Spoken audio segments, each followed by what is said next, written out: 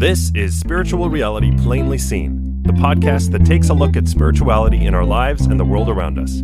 Here's your host, Dr. Frank Kaufmann. Good morning. The piece I'm doing today is from a talk given very long ago, back in the 70s. It's not from the same fellow I usually work with in these podcasts. It was a religious discourse or a sermon-like thing, but I don't know if he named it. I think it was later named The Heart of Reunion. And in the beginning of the talk, he begins to examine the nature of longing or reunion or people coming together. The section that inspired me to put together a few thoughts together here reads like this. When the distance between two parts is extreme, there is always greater joy, emotion, and drama in their reunion than if they had not experienced some extreme separation. Okay, this is exciting to me, engaging, provocative, thought-provoking, very enjoyable, and I wanted to reflect on this. But he goes on to kind of create images to bring us into the development of this particular observation. He goes on to say, in the vast ocean, a tremendous variety of things happen when warm and cold currents meet. When he's talking myself and his listeners, the people who are gathering who want to hear this discourse, when we gather together, we are like 5 kinds of ocean currents flowing into the same area. Extraordinary things can happen as a result. This is not my will or your will, but something greater that does this, some universal power that pushes extremes toward one another for a greater purpose. Exciting music is not made with just 1 or 2 notes. Notes must range from high to low and come from a variety of instruments. This blending of extremes is what makes for exciting music. This is the way even a single instrument can create excitement. In order to make drums exciting, the drummer has to combine many motions, gestures, and rhythms. Similarly, a violin combines extremes, using thin strings to create light, elegant sounds, and lower, thicker strings for the heavier sounds. A violin with so few strings is able to produce extreme variation in sound.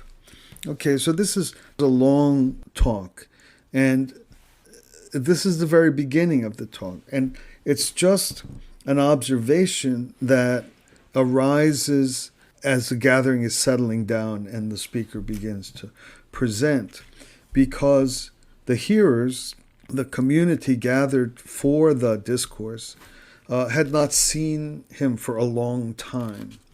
And he begins to talk about the heart of reunion, and by way of introduction, introduces this element of extremes.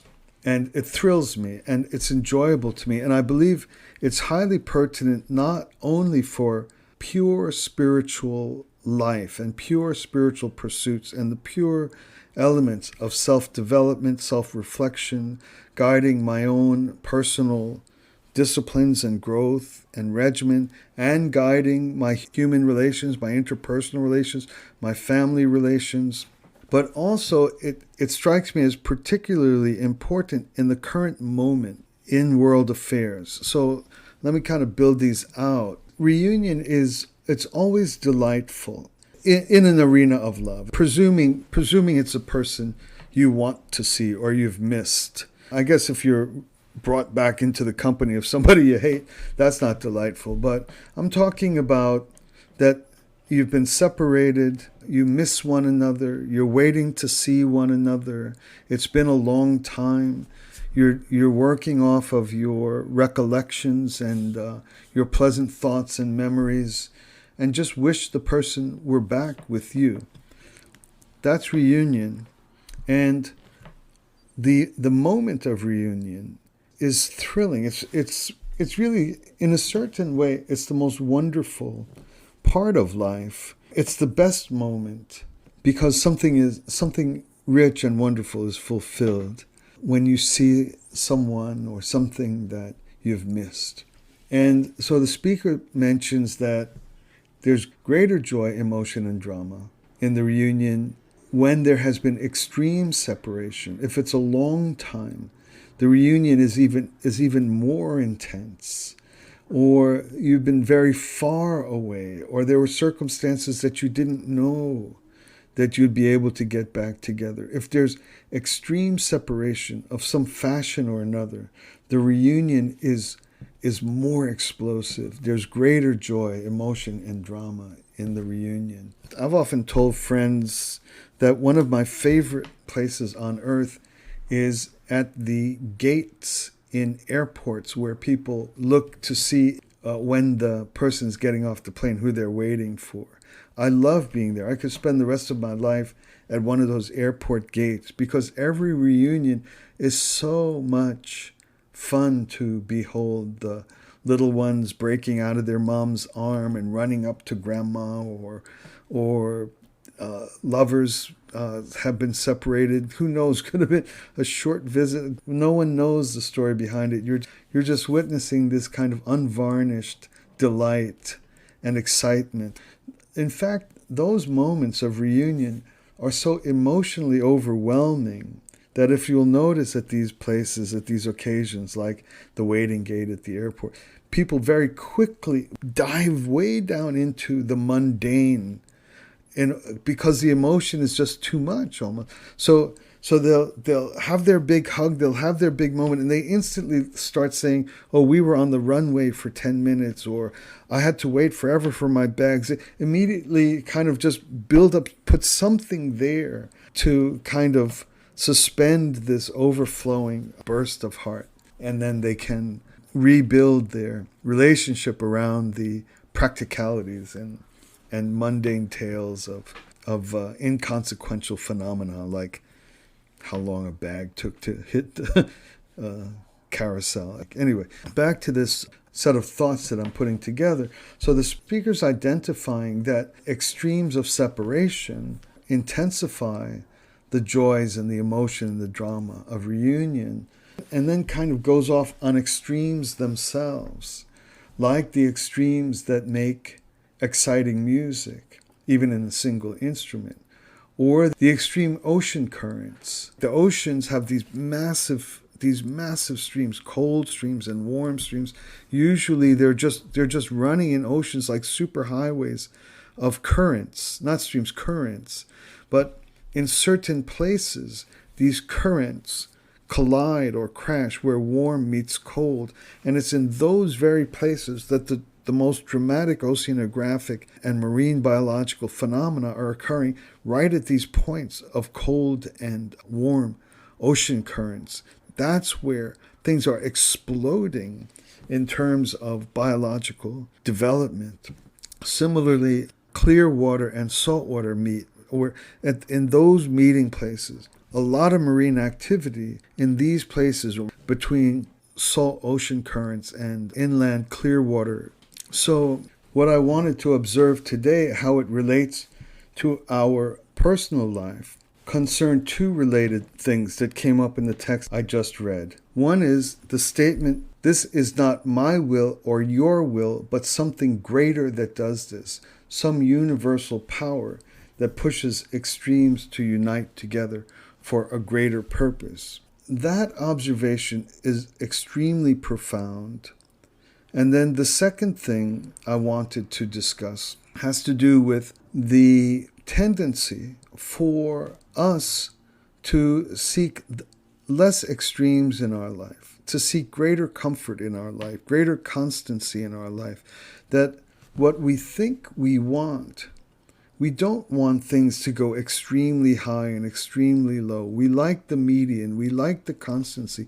We like the lack of change. But the interesting thing about the nature of extremes is that these are the things that power our stories, our life, the things that are interesting to us, the moments of our development, and the moments that are memorable in our relationships. They do not occur in the low wave, close to unchanging or slightly modulating thing that lacks extremes. These are comfortable, and consequently they are sought after by so many. But these are not the things that give us the chance to walk into a room and tell some interesting stories. It's the extremes that make for the stories. It's the extremes that make for the memorable hooks on which relationships are built. And the speaker introduces the extremes by which music is exciting, the extremes by which even life on earth develops. It's the extreme hot and extreme cold. It's the clash of ocean currents. So the two things that I wanted to point out is, one, that our nature seems to think or want or believe we want less extremes. And yet the truth of life is that it is the extremes that are making our life genuinely exciting, the same way they make everything exciting. They make music exciting. They make art exciting. They make sports exciting. It's where excitement lies. And so if you are on a spiritual path, if you're involved in self-creation, if you're concerned to improve your relations, don't be afraid of extremes. Embrace them. These are the gifts of the power of creation in the moments of clash, or not clash, encounter, crashing up against each other. These are to be desired. And don't fear the arising of extremes. Don't be afraid of them. And that leads me to the second point I wanted to observe, is that they're given. How do these ocean currents clash? How do these eddies, how do these places where all the excitement and all the development and all the biological arising and emerging and energy is happening, how do they happen? They reflect a higher force. They reflect a higher energy. And the same thing that's going on in the ocean currents, or going on in the streams and in the valleys and in nature, this very same force would naturally be working in your life and in my life to create the exact same fecund and fertile and developmental opportunities. They're never our doing. They're always done by a greater and higher force. This is why they shouldn't be averted or disregarded or disliked or feared. The final thing I wanted to talk about regarding this celebration as related to this observation of extremes is how it impacts our reflection and thoughts on what's going on in the world today, especially vis-a-vis what is called cancel culture. The fact of the matter is there's difference in the world and there's extreme difference in the world. And the energy or impulse behind cancel culture is a sort of forbidding that to ever be noted. There should somehow be a forced commonness in all observations that everything is exactly identical to itself.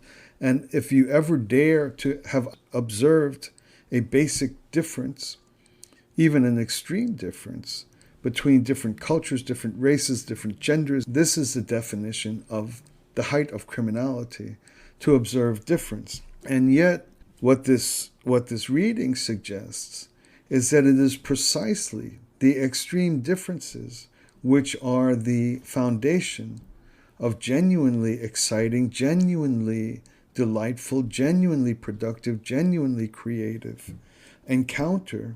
It's the best of everything. Like the heart of reunion, it's extreme separation that gives the reunion that much intensity. Like the violin, it's the extreme differences in the strings and notes and keys that make for the exciting capacity of that music. And society should be similarly understood as the extremes are to be embraced and loved and identified and recognized and celebrated precisely for what they are, and not try to force on people an artificial diminishing in which even a faint thought that there is a characteristic of a given part of our social population, a characteristic that this is the worst imaginable thing anyone could possibly ever do. And yet, why would one want to call the highest string on a violin identically the same as the lowest string on a violin?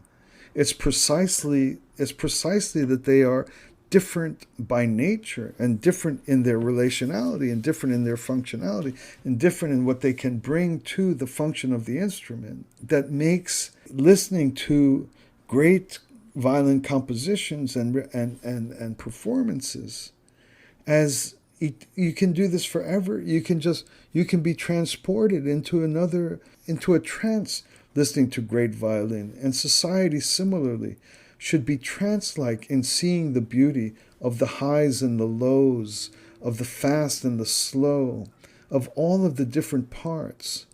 So I pray that we can be sensitive and open to not forcing like a vice the blood out of the grape, just squeezing everything into a vacuous non-recognition of the extremes which have the potential to make our social life, like the streams and the oceans, a thrill and exciting in the encounter of the cold currents, of the warm currents, of the different speeds, of the different velocities, of the different occasions, of things that are close to the surface of the ocean, things that are way at the bottom of the ocean.